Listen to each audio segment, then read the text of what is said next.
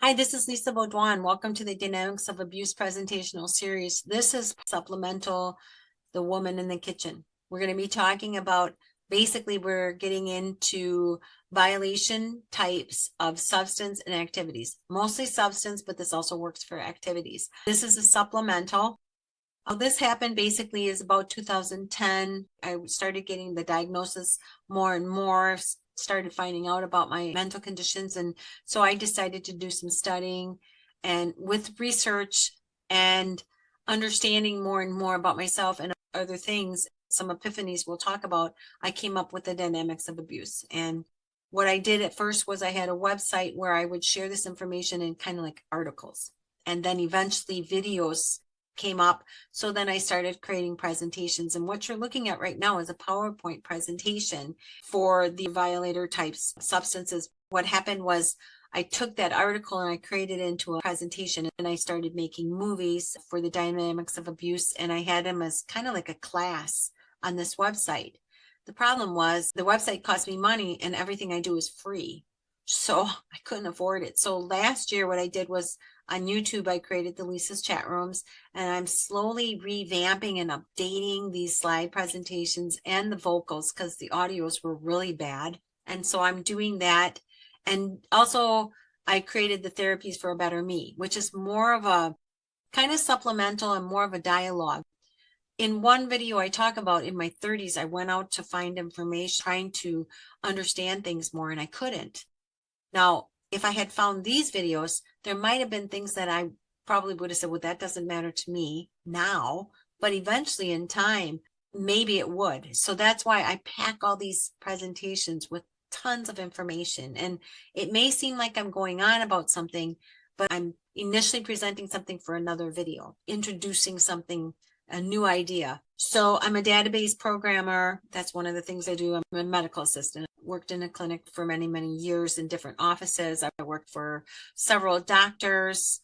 And so I drew blood, I have injections and things like that for my healthcare work. For my administrative support work, I created databases. And so it's kind of like learn something here, here, here, here, and here. And it came all together. And that's how these presentations have been created. So understanding that, moving that forward, just so you know how this goes. And the first one was the dynamics of abuse. And then the second one is the Therapies for a Better Me. But the dynamics of abuse is the initial one.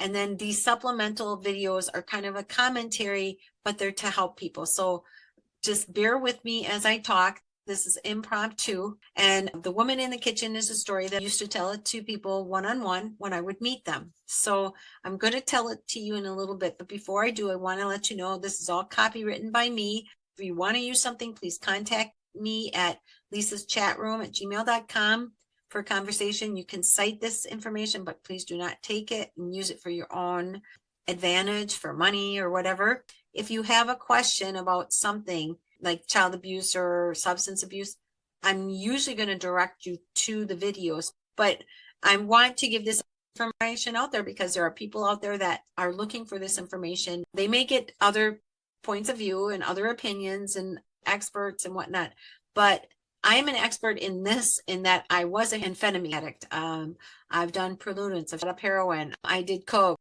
drank, I was an alcoholic, I smoked cigarettes for 30 years. There's not much I haven't done. The one thing I didn't do was any kind of aerosols or glue or Tulio or anything like that. I couldn't stand the smell of it. I know people who have done it and who are users, but I could never handle that. But I've done mostly everything and I've quit mostly everything. Again, a lot of times what happens is you gain this awareness. Remember, we talked about wiggling the thumb. Hands out here is awareness. Focusing on the one right hand is focus. Looking at the thumb is questioning, and then wiggling is to evaluate and put plans in place and keep reevaluating, changing things up if you need to. What happens with an addiction, usually, especially initially, you don't even look at your hands. You're not aware that the addiction is happening. And so we're going to get into that a little bit. And here I'm actually going to do a little bit of therapy too and tell you a little bit about how to identify and to remove addictions. I'll get into that as well. So here I just wanted to tell you that this is copywritten by me. I'm going to move myself over where we're at right now. I just put this video out there, the other violators. Make sure you watch that prior to this. Actually, I would go back and I would watch all of these. They're not that long. So I would watch all of these. Even if you're doing this for substance abuse, I would still go back. They all lead into each other, and there's a little bit of information about the next one in each one. So here is the other violators. We're going to get into substances and activities. The Woman in the Kitchen is a story about substance abuse. This is where I tell you that I use sources that support the information that I talk about. Usually I ask if I can. If not, I make sure that I cite these people and I don't try to steal their information. I'm just supporting my information. And then they will be listed at the bottom of the slide and at the end of the video. Here, I'm telling you, I'm not the doctor or therapist. I'm the patient. I'm the drug addict. But making sure you know that everything I do might not be applicable to you, and everything you do is liable to you. I can't be held liable for something I say and you try. But everything I do is done in good intent. So, and it's not anything that's too comprehensive. Actually, to me, it's a pretty good thing, a pretty good plan. So keep watching. Viewer discretion is advised. I will be talking about child abuse. I will be talking about some pretty intense things, substance abuse as well. Some things will be of a very delicate nature. I try to think who's watching this video. Maybe my kids are watching this video and I don't want to say anything that is too bad, but you'll get an idea of what I'm talking about when. Also, please know that you're never alone. If you need help, please contact the suicide hotline at 1-800-273-8255. Or you can reach out to the Substance Abuse and Mental Health Services Administration at 1-800-662-4357. Make sure you reach out. I have been there. I have done that several times. So don't hesitate at all. Don't do something stupid. On with the presentation now. We're going to be talking about the woman in the kitchen. And I'm going to tell you the story first. And what I would do in order to understand this, I'm going to tell the story and then we're going to get into the dynamics of abuse, because then you're going to see how the model of abuse works in all violations. Then we'll get into substances and a little bit into activities. So basically, I tell this story and I would tell this to people one-on-one. For me, the whole point of the things I'm trying to do is to share information. First, for people to understand me, but also to understand themselves. Really, because I'm a reflection of everyone and you're a reflection of me, especially when it comes to substance abuse or child abuse or mental conditions or whatever. So I always try to put like an analogy with things or a story to send my meaning home for people to get it. So I would meet people one-on-one and I would tell them about the woman in the kitchen. So this is how it goes. So imagine, if you will, there is a married couple. And they have been married for 22 years.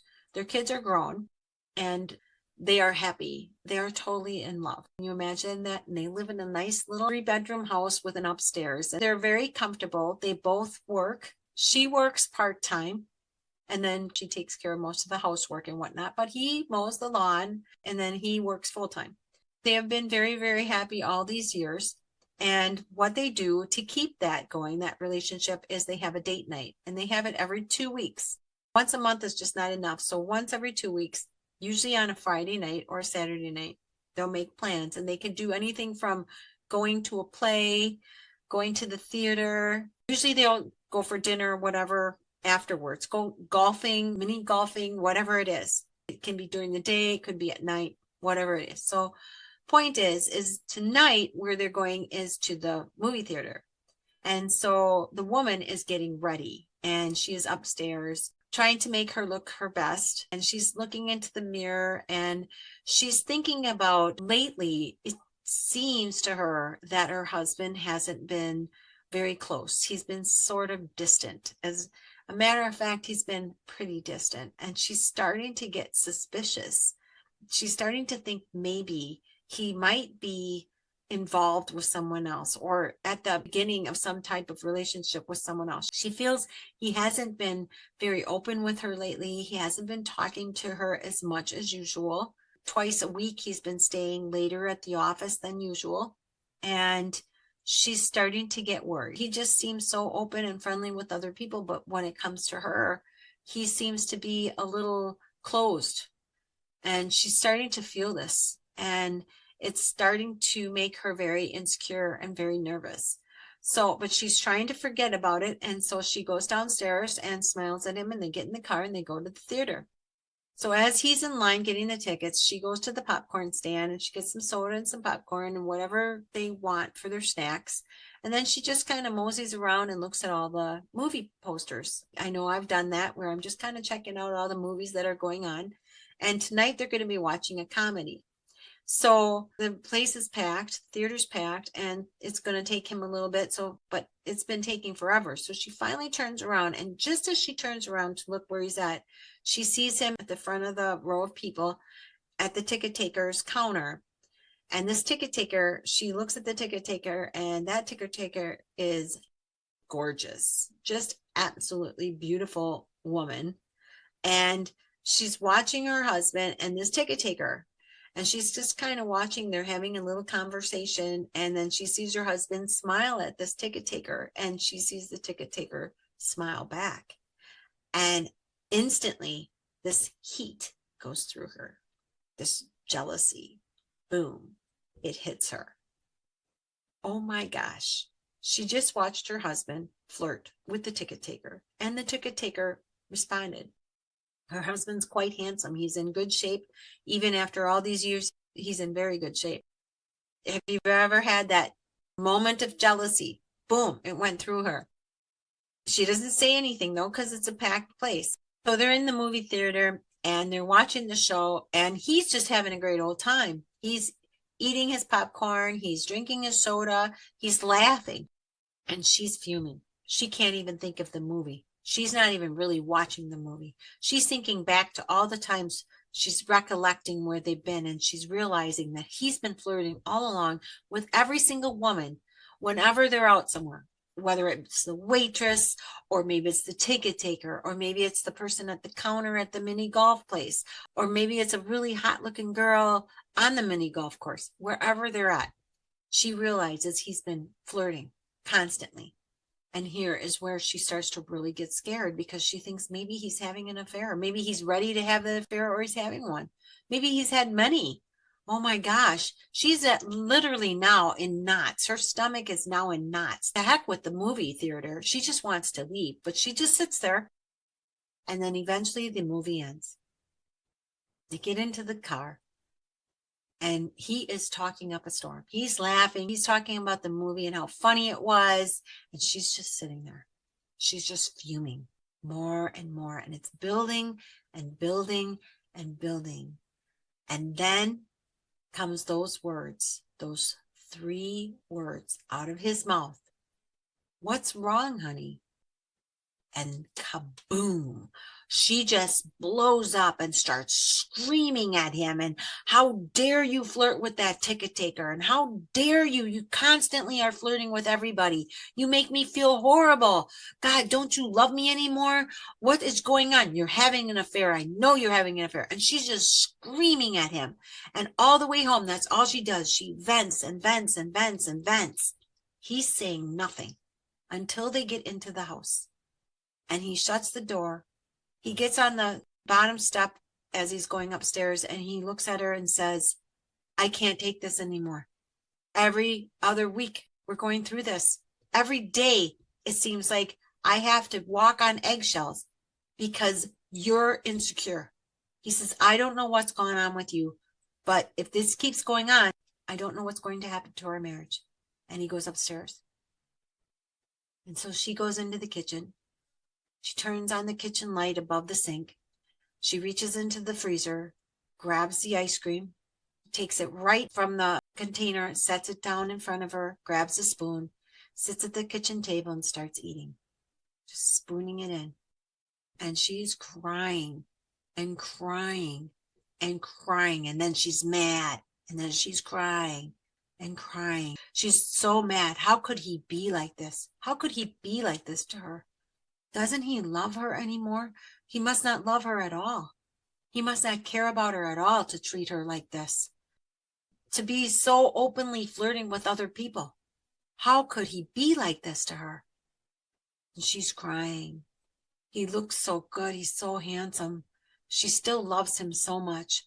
She loves his handsomeness, but she loves his character. He's got this great character. He's very attractive. She can see why he would be attractive, but damn it, he should be loyal to her. He should be caring about her, right? Yes, he should. And yes, okay, she's not as attractive as she was 20 years ago. No, she's admitting she's had children, so her body isn't the same. And yeah, maybe she's gained a couple pounds. Okay, maybe more than a couple pounds. Okay, maybe more than 5. Maybe even more than 10. More like 20 or 25. She's no longer that healthy young girl that she used to be. Yes, she works out, but she can't seem to lose the weight. She's done everything she can to make herself beautiful. She gets her hair done. She buys the latest makeup and she watches the latest makeup trends. She does everything she can to keep that beauty within her. But she knows that she's aged. But still, he should love her anyway. He's been with her. They made a commitment. And dang it, she loves him. Even if he had gained weight, if he had aged a little bit, she would still love him, right? So I have told this story to so many people, one-on-one. And it's alarming to find every person I've told this to, and I'll kind of change it up depending upon the gender, but usually whoever I'm telling it to, they're agreeing with me. They've been there, done that. I've been there and done that. That's where I got this story, was me. So you think that she's eating the ice cream because they're fighting, but actually they're fighting because she's eating the ice cream. Think about that.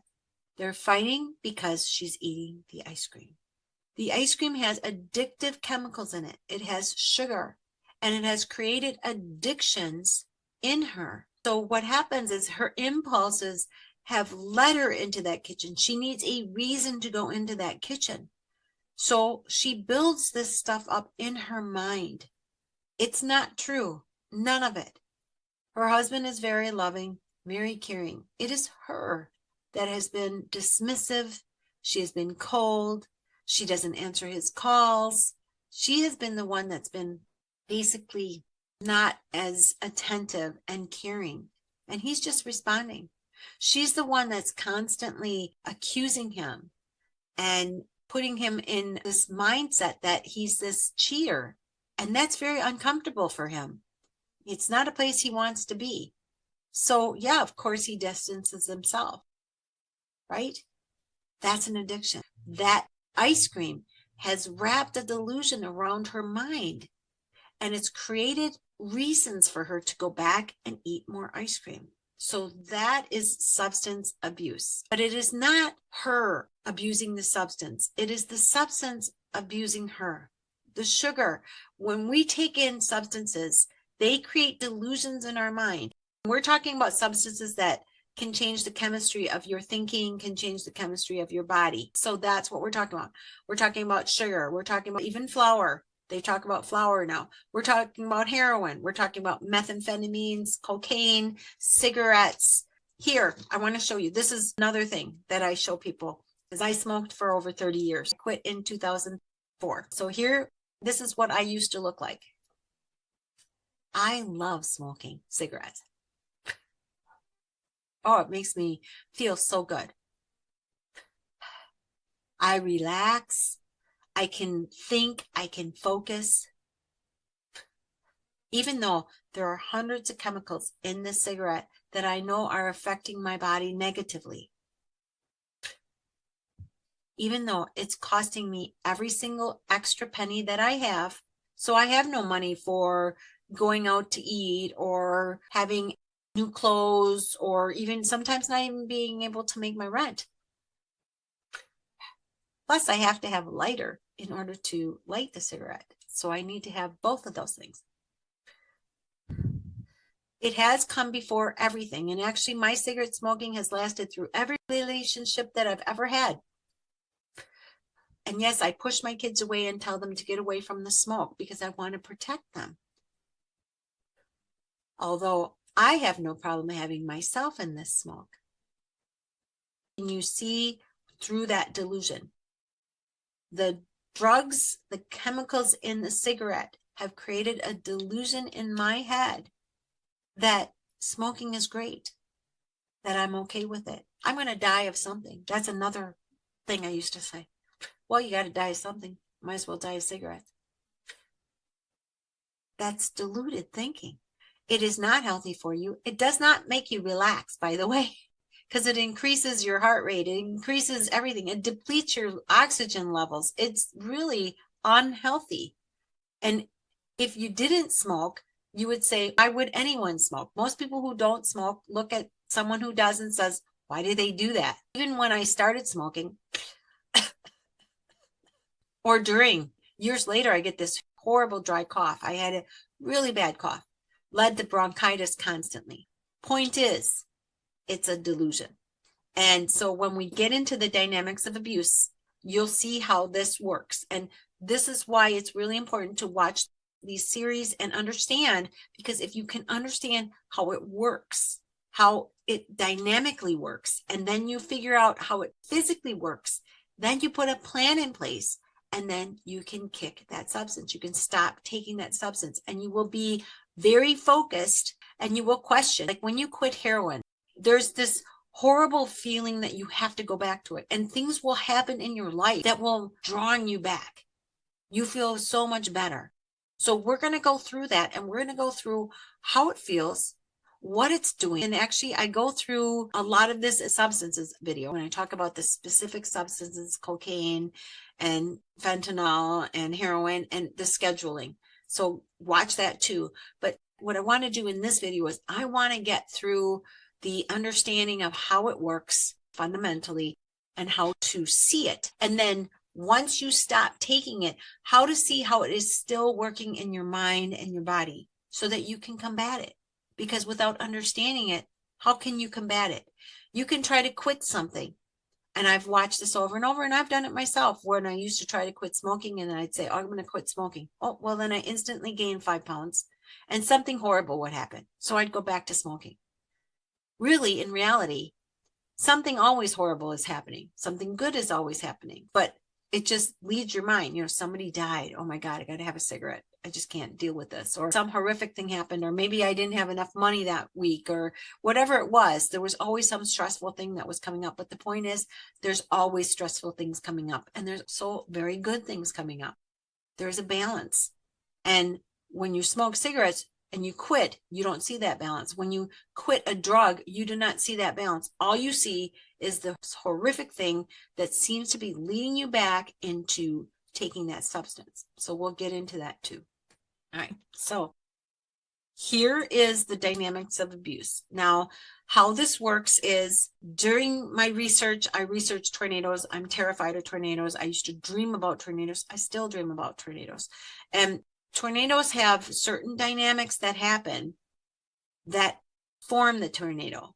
They have 4 basic dynamics. There's other things going on, and there's all kinds of types of tornado. I'm not going to get into semantics here. I just want to see the generalities of this. So without moisture, without winds, okay, they have to have winds, they have to have moisture, they have to have electricity. This helps create and form the tornado. There's high winds, there's winds in the back, and there's winds going this way and that way, and there's heat and cool air, drying it down and making it spin. So when I saw that and I learned that, I'm like, oh my gosh, that's how abuse works. Because basically there's certain potential dynamics that are going on. There are fundamentals that happen in order for abuse to start. So if you understand those fundamentals, you can combat the abuse. If you don't allow those fundamentals to form, then the abuse never happens. So you can either have it where it never happens or it stops. And that's the point of these videos. Wherever you are, this will make you aware and keep you either away from them, or if you have happened to have gotten into it and you are an addict or have some type of substance abuse, this will help you to see the fundamentals of this. And I actually am making a video for people, for violators. And again, as many violations as there are people violating. That's just the way it is. It's not that they're monsters. They're doing monstrous acts. We have to look at it that way. These people were babies at one point. They grew up and they're doing monstrous acts. There's certain dynamics that happened in their lifetime that drew them into doing these monstrous acts. So, but today we're talking about the substances and the activities. So let's just look at the dynamics. We've got predisposition. We've got the abusive roles. We've got the delusional affirmations. And we've got the grooming tools and the grounding tools. What's happening with the dynamics is the substances are getting within the user and creating a delusion. It's very much like violation of child abuse. And that's how I correlated it. I'm like, well, this works with child abuse. It also works with substance abuse. It's the same thing. A molester of a child will convince them that this is meant to be, this is something that needs to happen. It can be repeated over and over and over, especially like an incestuous issue or someone who's repeatedly raping a child. This is the same instance. And I realized that correlation. It was like, oh my gosh. So basically what's happening here, if you are a user, whatever you're taking, that substance is wrapping a delusion that you cannot live without it. That leads to addiction. So the addiction is the equation, the ending summation of this. It's sort of like I have a Google Sheets where I show, it's called the budget management file, and it's 4 tabs, I think it is. And I literally talk about how to set up a budget management, which is what I use. I set one up and I've yet to bounce anything. I've been good. Sometimes I'm down to the penny, but I've been okay. And I've become aware and focused on my budget. And I'm always making plans and I'm always evaluating. And again, we come back to this. Point is when I'm working for high directorships in companies, because I, from everything else, I was a temporary for years. And when I worked for very high standing directors and whatnot, when they would do their evaluations, they never asked themselves, how can I make a profit? They would say, how can I increase sales and productivity while decreasing expenses and cost of goods? Because those 4 questions equate to profit. So this is the same thing. This is equating to addiction. So I hope that is understandable. I do talk about the patterns and the variables a lot. And what I'm trying to do is I'm trying to show you that in abuse, here's the dynamics. With each dynamic, they have a variable. And the variable means it could be many reasons why, but it's fundamentally the same pattern. So patterns go this way, variables go that way. And that's what I'm trying to get people to see here. So within substances, it's the same thing. No matter what substances, no matter what activity, it's creating a delusion in your mind that you can't live without it. Now, I'm going to go over to this slide here. I made this slide from a self-scratch therapy video. Please go out and watch it. And it's a great video. And actually, when you're creating an affirmation, that's a magnetic force. I'll get into that in another video, but basically you need an electro part of that. So the electro part is the scratching. You have to send a signal to your cells. You can't just say change. It's kind of like the neighbor with the dog that says stop it, and the dogs don't know what they're talking about. It can't just be stop it. Same thing here. You have to use scratch therapy, and I hope if you've watched that video, then you'll know what I'm talking about. If you haven't, go and watch it after you're done here with these videos. So anyway, in that video, I talk about the Grand Canyon here, and our minds are sort of set up this way where we have these impulses. We have impulse patterns, neuropathic impulse patterns going on in our minds. And what happens is with repeated thoughts and repeated foods, eating the same foods, doing the same things, we are creating these channels in our mind and our bodies. Basically, think of it that way. So what happens is it's like the Grand Canyon. You've gone over and over and over. So what happens with substances is, see this little river? With the substances, you'll get a huge river flow going. And then all of a sudden it depletes down to here. That huge river, it's dopamine. Say you hit up on heroin and you've got this huge surge, and then all of a sudden it starts to go away and you're back down to this little trickle here. So you feel empty. You feel nothing else matters. You feel that you're destined to shoot up heroin, that you can't live without it. When in fact, that heroin is a violator and it's violating your mind and your body chemically for you to think these things. Look at it like that. Remember the abusive roles? It's the violator in the middle of those abusive roles. And then you, if you're the user, you're the victim. And it's wrapping this delusion around you. Most of the time in substance abuse situation, a witness is also a user. So you're all using together. And I actually call this a network addiction. So this tornadic abuse is really big because you have more than one user. And so you've got this huge tornado going all around you. And it's sort of like, I remember when I used to try to smoke pot, which I can't smoke marijuana. I have fight or flight, and marijuana can stick you in fight or flight response. And that's why you become paranoid. I couldn't do it. I'm not into it. I actually talk about marijuana and what it is in the substance video. So watch that. But I remember being in a group of people and they all wanted me to have a hit. Eventually I'd say, I don't want it.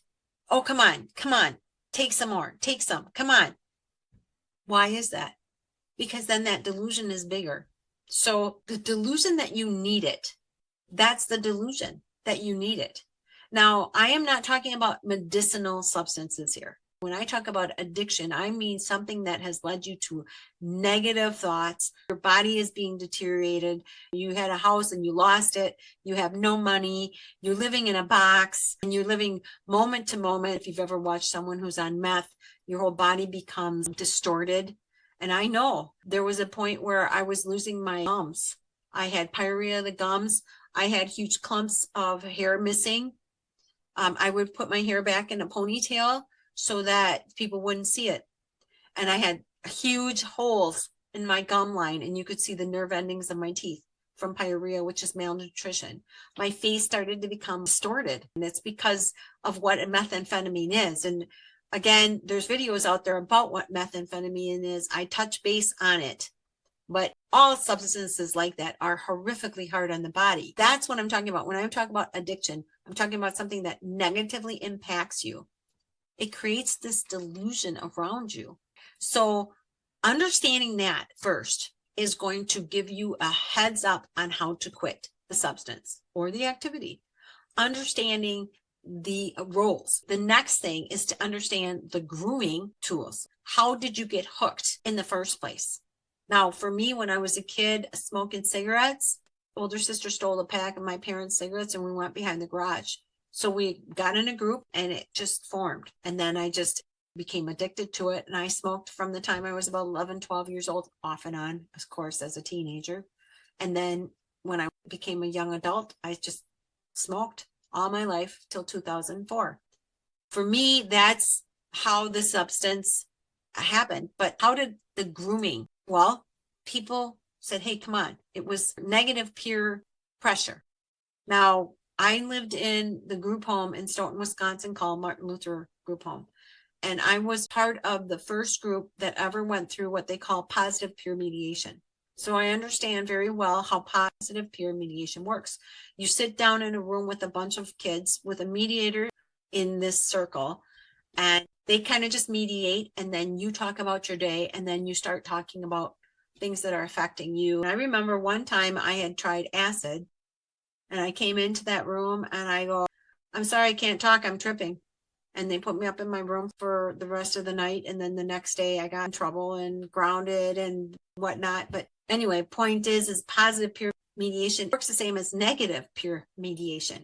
So the influence of other people around you, that is a grooming tool and a grounding tool. Once you're addicted, you have to really be aware that these tools can be people in this situation, in substance and activities violations. You have to really understand that and recognize that, like, say you get off of heroin, you need to avoid those people that do heroin, or at the least understand that these people are going to try to get you back to doing heroin.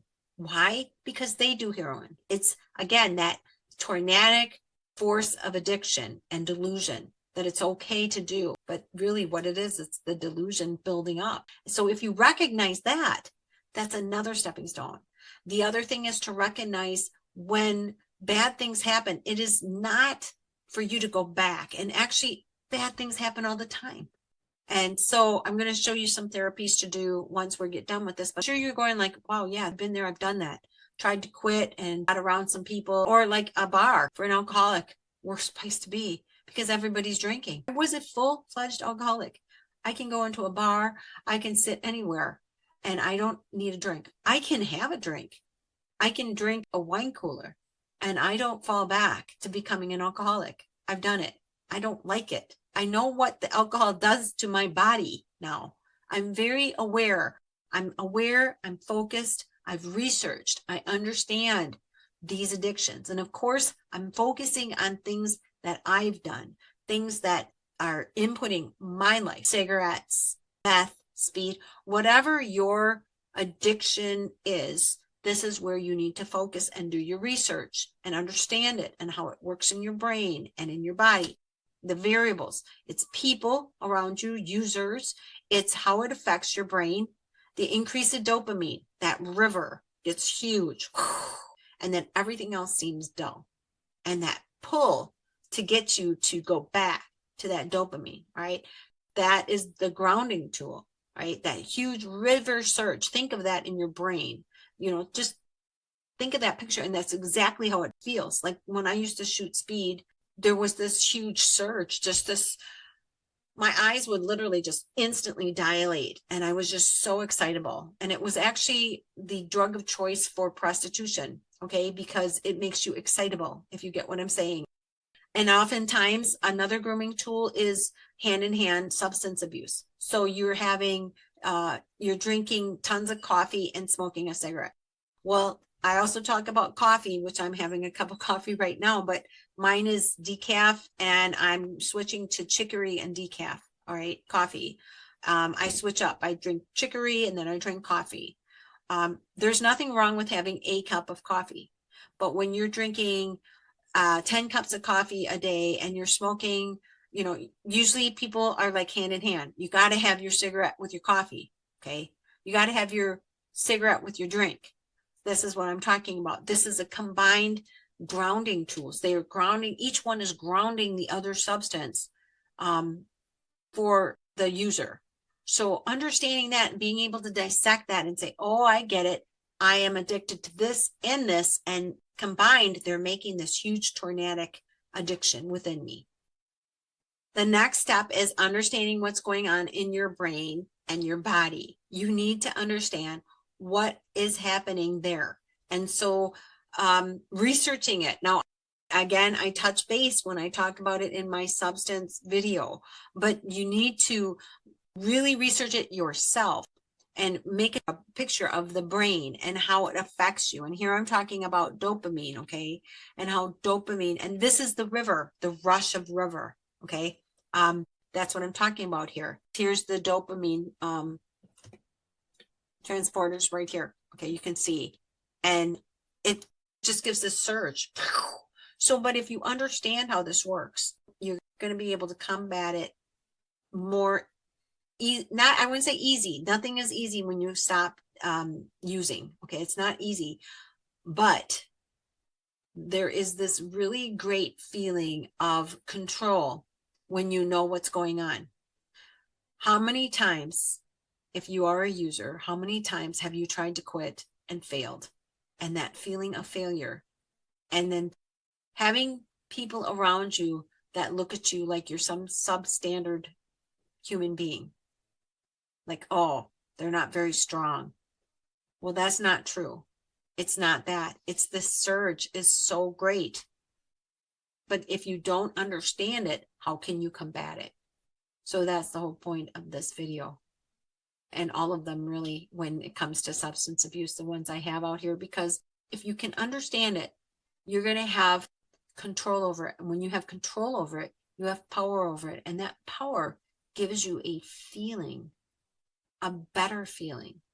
You will start to feel better. I mean, it gives you a very good sense of self. Right now, as a user, if you're a user, you don't have much of a sense of self. You're being pulled and manipulated by a substance. So don't let that happen. I just want to touch base on this too. This is in the substance video. So this is dependence and this is addiction. You're going to suffer withdrawal, but not compulsive, and you can stop. Here, addiction, you can't seem to stop. So there's a difference, and there's a difference between that, and you should know the difference. And we're going to put all this in your playbook plan. That's where it goes. You put this all in your playbook plan. You make yourself a plan, and then you can combat this addiction. All right, whatever it may be, that's how you combat an addiction. Becoming completely aware, focused, research, question, put a therapy in place, and evaluate. And it's constant evaluation. But just bear with me here. Here's a slide. It talks about glutamate. Now, glutamate is a neurotransmitter that influences the reward circuitry and the ability to learn. When the optimal concentration of glutamate is altered by drug abuse, the brain attempts to compensate for this change, which can cause impairment in cognitive function. So one of the ways to fight addiction is to redirect and start to learn, start to research. So what we're going to talk about now, and I know this isn't the perfect video, okay? I'm sorry, I want to make it perfect, but right now I just want to get it out there because I think it's so important. It's going to help people. But here, what I'm talking about is a playbook. Now, this is how you combat an addiction. By understanding all the roles, the abusive roles, and what role do you have in substance abuse? If you are addicted to substances, you're the user, you're the victim. Who is this violator? It's the substance. So wrap that around your mind, okay? Because give yourself some license to be human. I know as an addict, it is very horrible. I think the person who beat me up the most was me because I couldn't kick the substances. Luckily, there were certain situations where I just couldn't get that substance. I mean, I got out of that situation, but like smoking cigarettes, I kicked that all on my own. I never went back.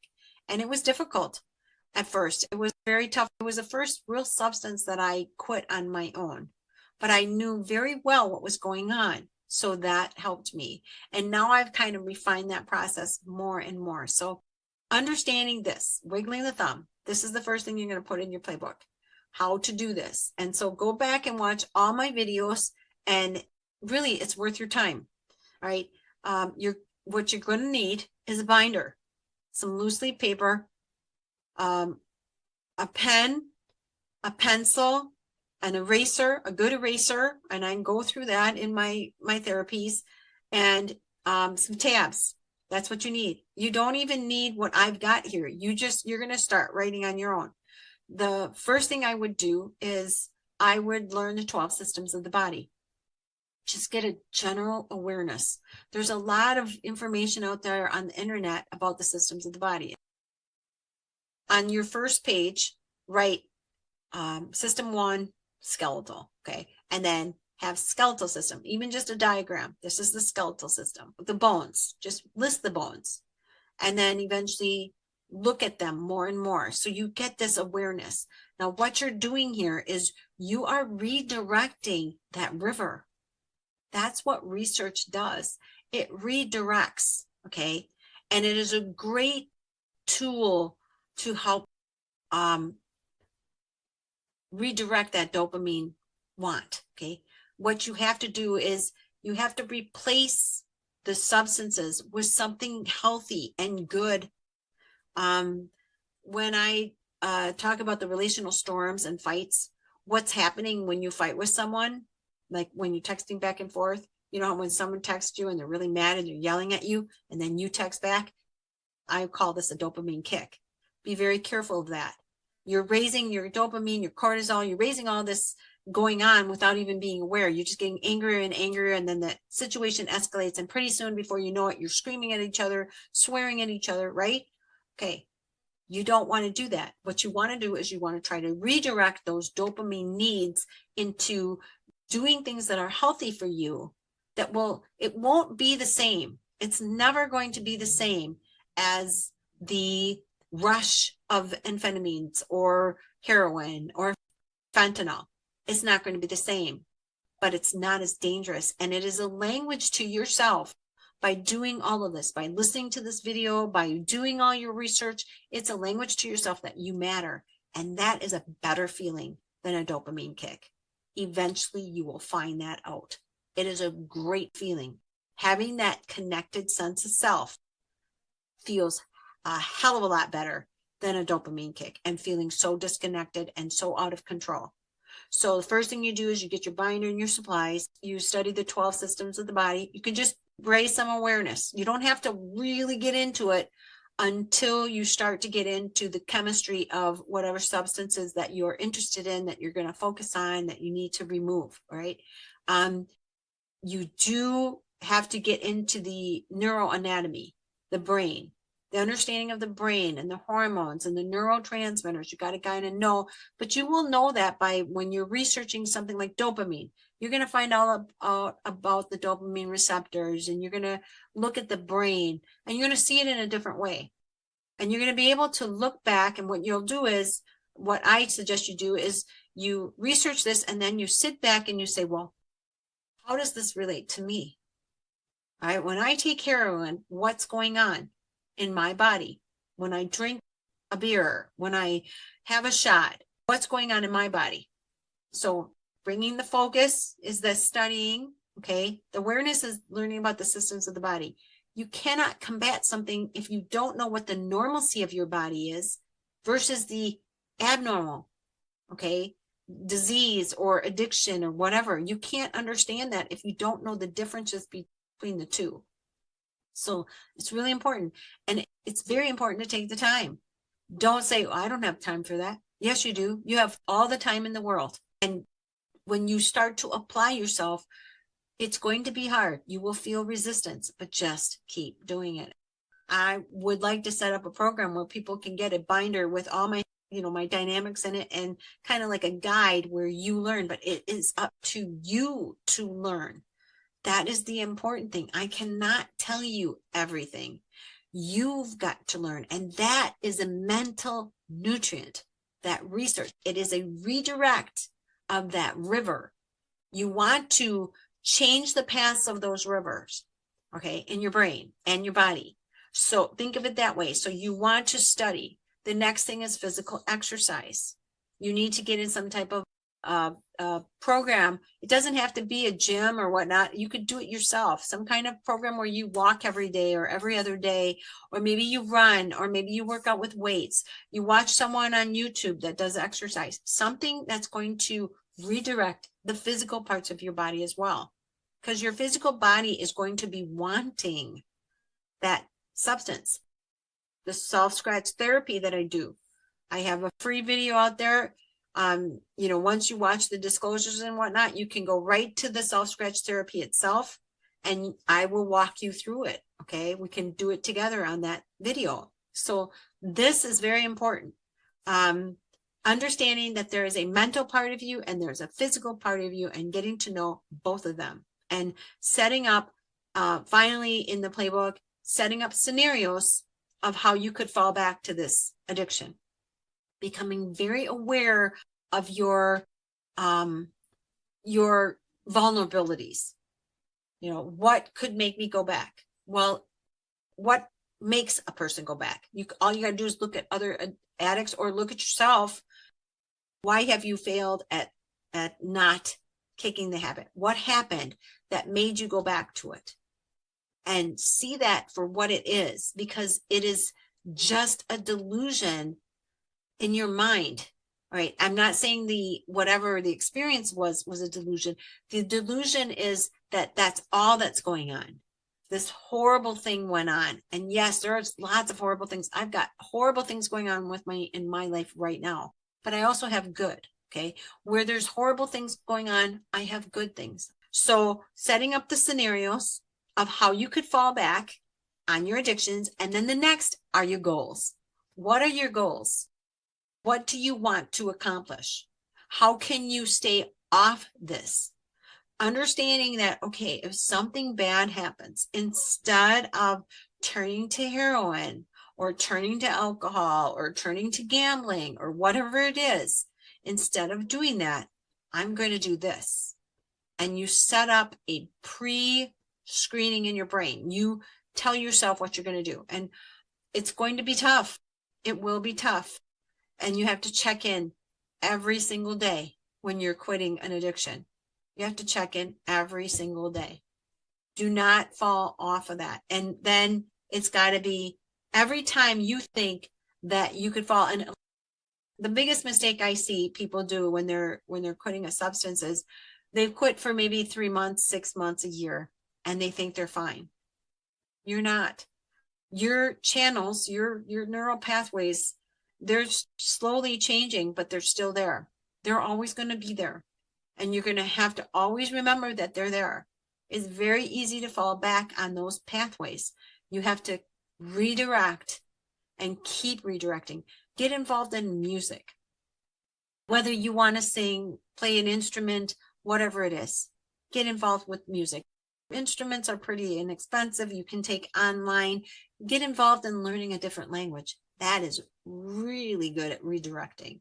Music is good at redirecting. All these things, keep working towards that, right? But also be aware there's those old neural pathways are there and they can pull you back. I've lost 3 very dear people to drugs.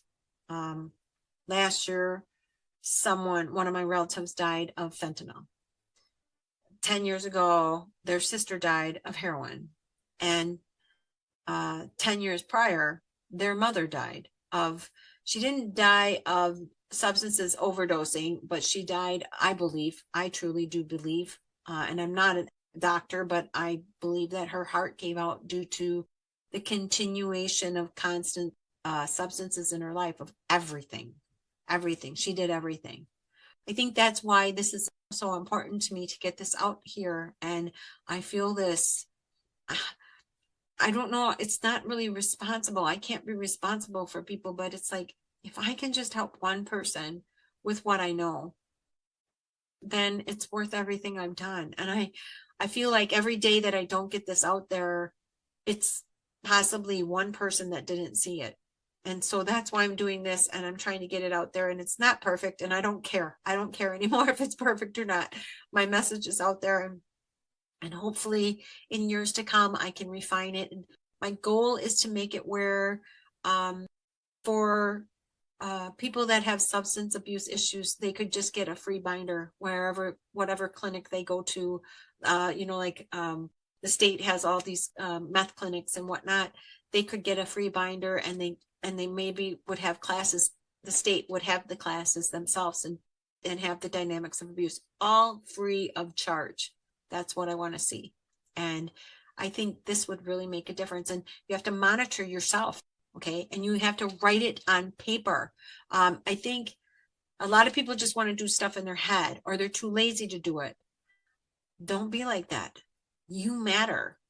You need to take that binder. You need to get that binder, and you need to sit down and really work it out. Go to the public library and sit there and research if you need to. They've got computers. You can go online. You can research there.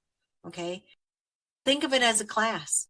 You're doing it every day, maybe from 10 to 11, whatever. Just start doing it. All right. Don't just think about it. Do it, because that's the most important thing, is to get this in your head and redirect those thoughts and the things that are going on in your body. So I hope this information has helped. I know, again, it's a lot of information stuffed into a video, but I'm hoping that it will help someone, and maybe it'll help you, okay? If you're not a user, maybe it'll even just help you understand substance abuse and how it feels. So, and maybe you know someone that it could help. So please make sure you like, subscribe, and share. Hit that like button. That tells me that it really mattered to you what I said, that I have an effect on you. I would really like that. So that's the end of this video. With that, please stay safe, stay healthy, and I'll see you again next time in Lisa's chat room. Hello, this is Lisa Beaudoin. If you or someone you know is suffering from depression or suicidal thoughts, please know that you are never alone. And now 988 has been designated as the new 3-digit dialing code that will route callers to the National Suicide Prevention Lifeline, now known as the 988 Suicide and Crisis Lifeline. and is now active across the United States.